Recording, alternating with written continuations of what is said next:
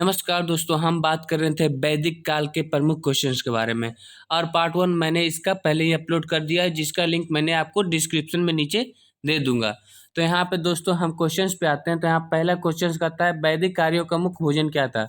तो वैदिक आर्यों का मुख्य भोजन दूध और इसके उत्पाद थे। ठीक है। और नेक्स्ट क्वेश्चन यहाँ पे, निम्नलिखित में कौन सा अन्न मनुष्य द्वारा पहले प्रयोग में लाया गया? तो मनुष्य सबसे पहले जौ को खाना शुरू किया। क्या था? जौ। इसके बाद नेक्स्ट क्वेश्चन है 24 में कहता है, वैदिक लोगों द्वारा किस धातु का प्रयोग सबसे पहले किया गया? तो वैदिक लोगों के द्वारा सबसे पहले तांबा का प्रयोग किया गया था, तांबा। और सिंधु घाटी में सबसे पहले कांस्य का प्रयोग किया गया था। और यहाँ पे वेद शब्द का अर्थ क्या है? तो वेद शब्द का अर्थ ज्ञान होता है। वेद शब्द का अर्थ ज्ञान होता है। नेक्स्ट क्वेश्चन यहाँ पे देख सकते हैं आप, आर्य सभ्यता में मनुष्य के जीवन के आयु के अवरोही क्रमानुसार कौन सा सही है? तो इसका सी सही है, पहले ब्रह्मचार्य, उसके बाद फिर गृहस्थ, उसके बाद वानप्रस्थ और उसके बाद संन्यास। नेक्स्ट क्वेश्चन यहाँ पे आइए 27 नंबर, आरंभिक वैदिक कला में वर्ण व्यवस्था आधारित थी। पहले जो शुरुआत में वर्ण व्यवस्था व्यवसाय के आधार पर थी। जैसे कि जो बाल काटेगा वो अब नौआ हो जाएगा, जो पूजा कराएगा वो ब्राह्मण हो जाएगा, जो लड़ेगा वो क्षत्रिय हो जाएगा। वैसे ही ये व्यवसाय था। और यहाँ पे देखिए 28, आर्यों को एक जाति कहने वाला पहला यूरोपियन कौन था?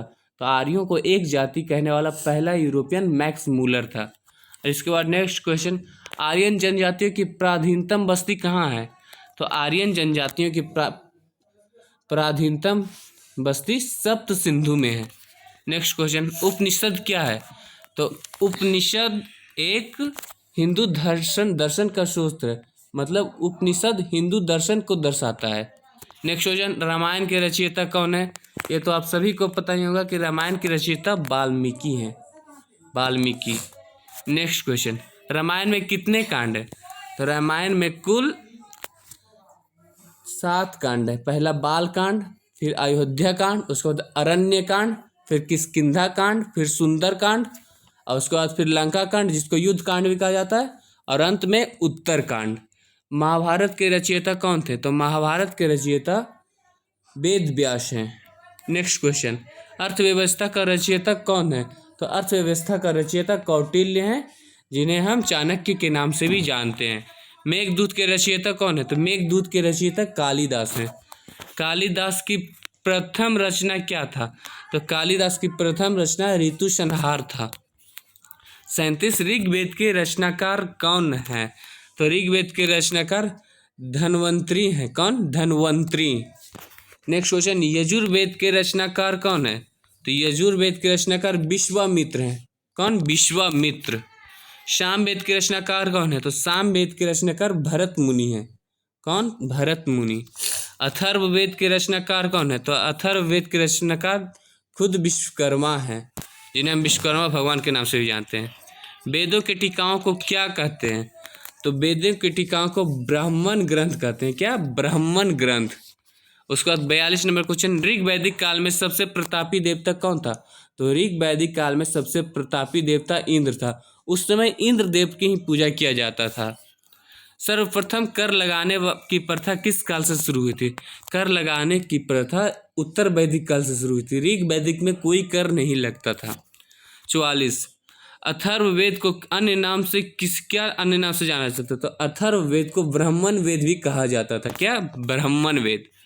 ओम कहाँ से लिया गया है? तो ओम बृहदारण्य उपनिषद से लिया गया है। तो वैदिक युग में यव कहा जाता था। तो वैदिक युग में यव जौ को कहा जाता था। नेक्स्ट क्वेश्चन, मनुस्मृति की रचना किसने की थी? तो मनुस्मृति की रचना मन्नु ने की थी। इसका नाम से ही सिद्ध होता है मनुस्मृति। तो मन्नु। योग दर्शन का प्रतिपादन किसने किया था? योग दर्शन का प्रतिपादन पतंजलि ने किया था। 49, आर्यों ने सबसे पहले किस धातु को खोजा था? तो आर्यों ने सबसे पहले लोहे को खोजा था। कृष्ण भक्ति का प्रथम एवं प्रधान ग्रंथ किसे माना जाता है?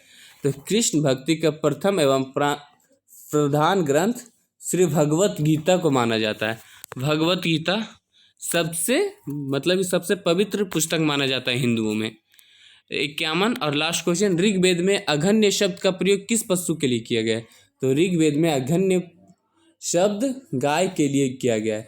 तो दोस्तों इस वीडियो में इतना ही, और अगर वीडियो अच्छी लगे तो लाइक करके, कमेंट करके हमारे चैनल को सब्सक्राइब कर दें और हमारे साथ जुड़ जाएं। जय हिंद दोस्तों।